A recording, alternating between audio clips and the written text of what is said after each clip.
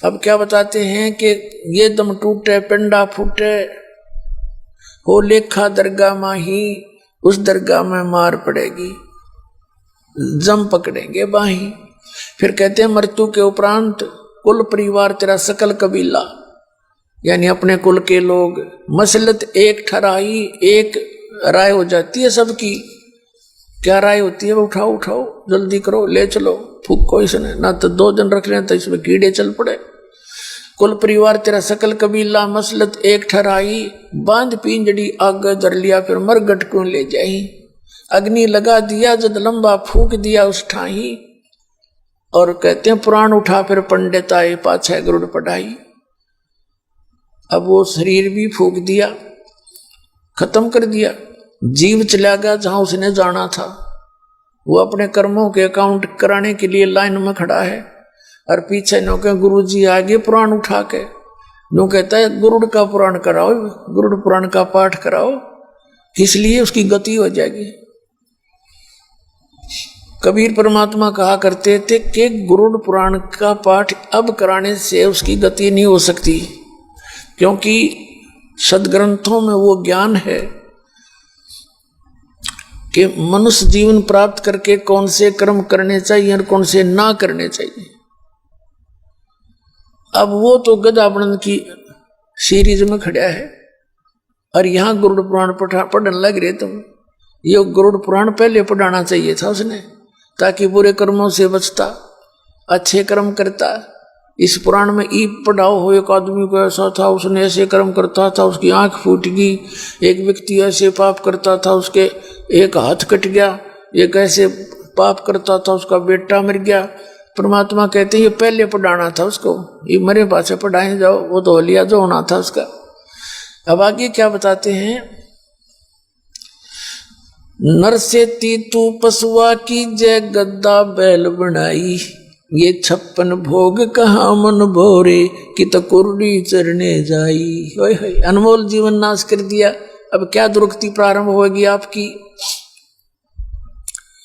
कि मनुष्य से तू फिर गधा और बैल बनेगा, और ये 56 भोग कहाँ मन भोरे। ये सुंदर आहार आप देखना, जब प्यास लगती है जल पी लेते हो, भूख लगती है खाना खा लेते हो, कभी हलवा खीर पूरी सारी सुविधा उपलब्ध है आपको। और एक भक्ति ना करने से, जो इसका मूल उद्देश्य था मनुष्य जीवन का, उसके बाद बताते नर से तीतू पशुआ की जय गद्दा बैल बनाई, ये 56 भोग कहाँ मन भोरेगी, तो कुर्डी चरने जाई। पुणात्मा, जिस दिन आपका ये परमात्मा की वाणी खटकन लग जाएंगी कलेजे में, उस दिन समझ लेना आप भगत बन गए।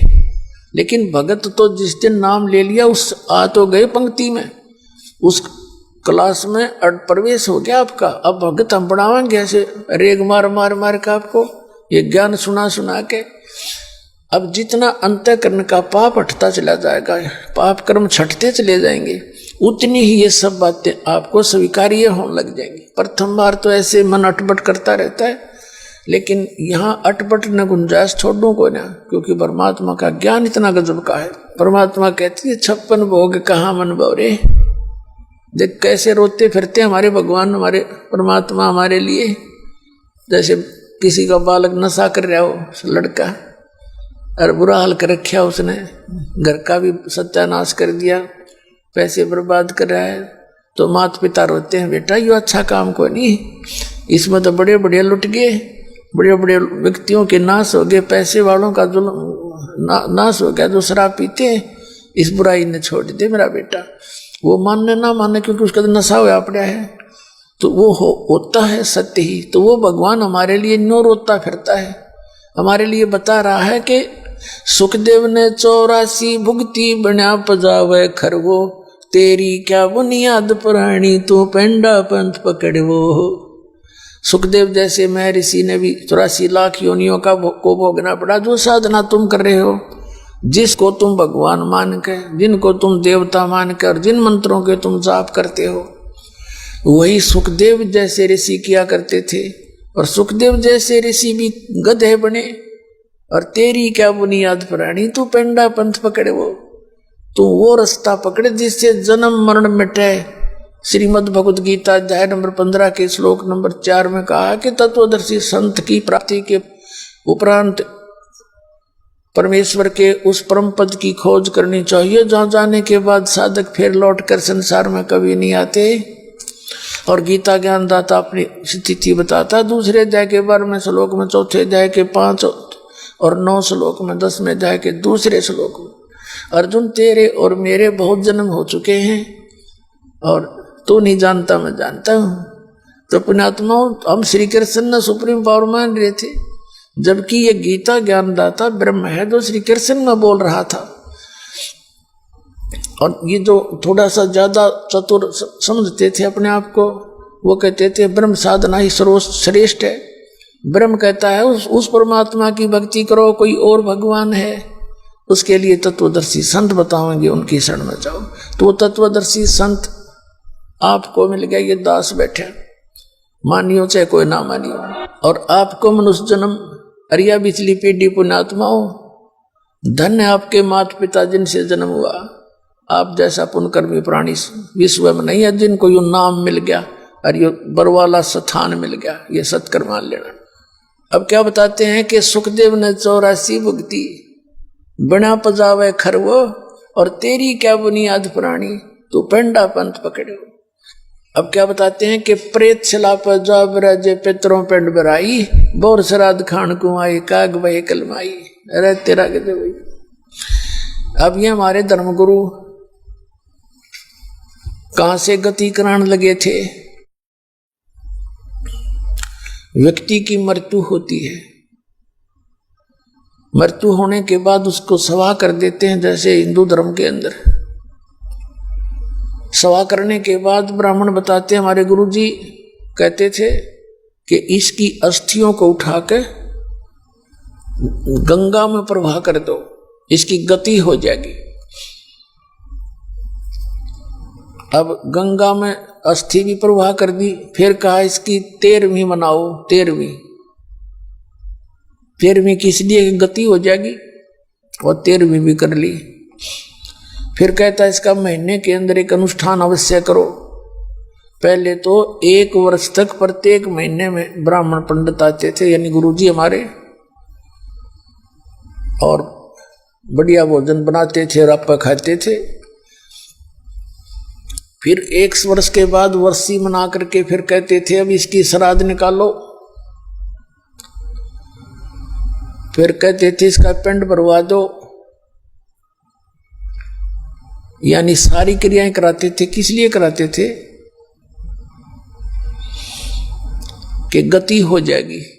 गति तो ही नहीं, वह दुर्गति करा के छोड़ दी। कैसे, परमात्मा कहते थे रे भोली सी दुनिया गुरु बिन कैसे है सरिया, रे भोली सी दुनिया सत्य गुरु बिन कैसे सरिया। अब हमारे को कैसे मिसगाइड कर रखा था नकलियों ने। परमात्मा बताते हैं अपने लल्ला के बाल उतरवा वे देख कैंची ना लग जइया। अपने लल्ला के बाल उतरवा वे देखो कैंची ना लग जइया। एक बकरी का बच्चा लेके उसका गला कटैया, रे भोली सी दुनिया सतगुरु बिन कैसे सरिया, रे भोली सी दुनिया सतगुरु बिन कैसे सरिया। जीवित बाप गेल लट्ठम लट्ठा मुवे गंग पुचैया। जीवित बाप गेल लट्ठम लट्ठा मुवे गंग पुचैया। जब आवे आसोज का महीना वो कौआ बाप बनैया, रे भोली सी दुनिया गुरु बिन कैसे सरिया, रे भोली सी दुनिया गुरु बिन कैसे सरिया। अब क्या बताते हैं परमात्मा, एक माई ले जाएगी अपने पोते ने या पोती ने, और गेल पोता पोती की मां ने कहाँ ले जाएगी, अपने इष्ट धाम पर बाल उतरवाने के लिए। प्रथम बाल अपने इष्ट धाम पर यानी माता के वहां चढ़ावेंगे। जैसा मिसगाइड कर रखा है, तो वहां जाके बुढ़िया नाई बैठा होता है वहां पर, बाहर अगर कोई 5 रुपये में बाल कटते होंगे ना, उड़ा 10 रुपये तो वैसे लेगा, क्यों और कोई विकल्प नहीं, वहां कटवाने पड़े उस पर लेकर। तो बुढ़िया केक करेगी, जब उठाओगा ना कैंची के उसने जल्दी हो है, घना की काटनी हो है, तो बुढ़िया कहेगी रे नाई के बेटा भाई धीरे धीरे देख दे मेरे बेटे, मेरी पोते का या पोती का कच्चा सिर से इसका कच्चा सिर कैंची ना लग जाए, ध्यान से देख ध्यान से। और कहते हैं अपने लला के बाल उतरवावे, देख कैंची ना लग जाइया। अरे एक बकरी का बच्चा लेके उसका गला कटिया और माता के बैठ कर बोला बकरे का भोग लगाओ। अपना बच्चा तो इतना प्यारा, कैंची का भी डर, अरे एक बकरी का बच्चा उसका गला कटवा दिया। क्या इससे तेरे बच्चे की सुरक्षा होगी? दूनी पाप के भागी होगे। तो अब वो बाल वहां उतरवा दिए, बुढ़िया ने वो बाल लिए और मंदिर में पहुंची। जाके मंदिर में इतने बाल, 4 बूंदी के दाने रूप पर थोड़ा सा पानी घेर के बात आएगी, और वो पुजारी उन बाला ने ठा के कट्टे में ठोक दे और सांझ ने कुरडिया पे फेंक दे रात ने, और उनसे बैंक में जमा कराओगा उनको। कुरडिया फेंकने उसने बाहर अड़ंगे में। तो परमात्मा कहते तुम इन बाला नाड़े फेंक दियो, कितने चिंता करने की जरूरत नहीं धक्के खान की, कितने कटाओ और कितने फेंको, इस नाम लेने के बाद कोई चिंता नहीं। फिर क्या बताते हैं कि जीवित बाप के लट्ठम लट्ठा है, जिंदा अपने जीवित पिता की तो कदर नहीं, और मरे पाछे गंग पहुंचाइया, गंगा में अस्थि पहुंचाने जाओ। और फिर जब आवे आसौज का महीना, कौआ बाप बनैया रे भोली सी दुनिया। परमात्मा कहते हैं कि कहां से स्टार्ट किया था गति कराना, अस्थि उठवाओ गंगा में डालो, 13वीं करो गति होगी। महीने पहले तो बहुत बड़ा झंझट था, 1 साल तक पीछा नहीं छोड़ा करते। फिर श्राद्ध निकालो, पिंड भरवा दो, मुक्ति होगी। और फिर श्राद्ध निकालो। आसौज के महीने में 16 दिन सिलेक्ट करा खे ने पाखंडिया ने, अमाउस से लेकर पनवासी तक 16 दिन नोट कर रखे। अमावस्या, एकम, द्वितीय, तृतीय, ऐसे। तो जिस दिन इन 16 दिनों में सारे आ जाते हैं, एकम, चौथ, ग्यास, द्वादश सारी, तो जिस दिन जिस तिथि को पिता या पुत्र या माता मरी होती है, मृत्यु होती है, उसको 8म न मरी है तो 8म के दिन इन 16 दिनों में से वो श्राद्ध निकाले जाते हैं। गुरु जी आते हैं, वो पहले भोजन बनाता है। सबसे पहले भोजन बना करके खीर हलवा जो भी, सबसे पहले न्यू कहेंगे ऊपर रख दो छत पे,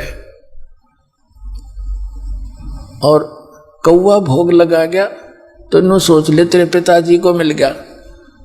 अब परमात्मा कहते हैं श्राद्ध में जब कौवा भोग ना लाड़ पावे तो नो कहे तेरे पिताजी को भोग नहीं लगा, और कौवे ने भोग खा लिया तो नो सोच लो तुम्हारे पिताजी हो सकता कौवे बन गए हो। कल के चोरो, कहाँ से शुरू किया था वो कौवा बना के छोड़ दिया, गति कराने लगे थे दुरुक्ति करवा दी।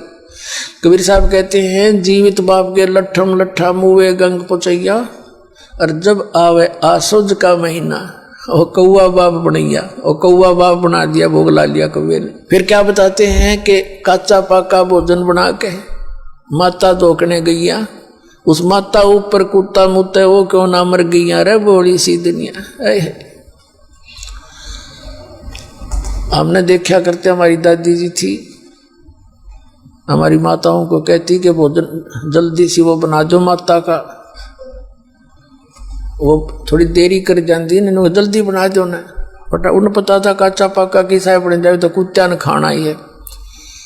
अब माता धोकने जाते हैं, एक मंडी ही बना रखी होती है, अपने गांव में बना लेते हैं, अपने खेतों में बना लेते हैं, आसपास के गांव में कोई वेल नोन वहां भी चले जाते हैं। तो वहां क्या करते हैं, जो भी खान पीन के पूड़े पाड़े बना के ले जाती हैं। अब उस माता के पूड़े चढ़ा दिए, रख दिए। वो भोग लगवाने वाला तो नीचे भी ना उतरे, इतने 5-4 कुत्ते चढ़ के वो माता के सारे तो भोग न खावर चलती समय उसके सिर पर मुझ काम है। अब परमात्मा कहते हैं तुम किस लिए पूजते हो? परमात्मा कबीर साहब कहा करते आप लिपे आप पोते, आप बनाई ओई, हर इस पर बुढ़िया पोते मांगे, देखा कल कहां से खोई। एक ओई माता की पूजते देखे हमने, आप लिप पोत के गुड़िया ही औरत की चित्र सा बना लेती और उसका आगे जोत ला के माई नो गिरा करती, हे माता मेरे दूध पूत में खैर रखिए। बताइए खैर रखेगी तेरा के। कबीर साहब कहते हैं पीपल पूजे जाटी पूजे और शर तुलसा के हो, और दूध पूत में खैर रखिए नो पूजू हूं तो। परमात्मा कहते हैं पीपल पूजे और जाटी पूजे और शर तुलसा के हो, तुलसी ने पूजे, हरि नन्नो के हमारे दूध पूत में खैर रखियो। दत्ता है कोई बुद्धि छोड़ रखी थी हमारे अंदर। सतगुरु आए दया करी ऐसे दीन दयाले, बंदी छोड़ वृत्तास का जठ रगनी प्रतपाले। सतगुरु आए दया करी, उन्हें दया करी हम जीवों पर, ऐसे दीन दयाल, ऐसा अमृत ज्ञान दे के चले गए। थोड़े से काम में संपूर्ण काम होता चलेगा, सारे डंगे हट गए। भूत बनाना पत्थर बनाने हम सीधे सतलोक जाएंगे। अब क्या बताते हैं, जय सतगुरु की संगत करते तेरे सकल कर्म कट जाई। सकल, ना भूत बनना, ना पत्थर बनना, ना गधे कुत्ते बनना, ना प्रेत सलाह पे जाना। जय सतगुरु की संगत करते यानी सतगुरु की शरण आकर के उसके अनुसार साधना करते तेरे सकल कर्म कट जाई। अमरपुरी पर आसन होते, अमरपुरी उस शाश्वत स्थान। गीता जी अध्याय नंबर 18 के श्लोक नंबर 62 में कहा कि अर्जुन तू सर्वभाव से उस परमेश्वर की शरण में जा। उस परमेश्वर की कृपा से ही तू परम शांति को और सनातन परम धाम को, शाश्वत स्थान को प्राप्त होगा, जहां जाने के बाद साधक फिर लौटकर कभी संसार में नहीं आते। वो अमर लोक है, वो सत्य लोक है।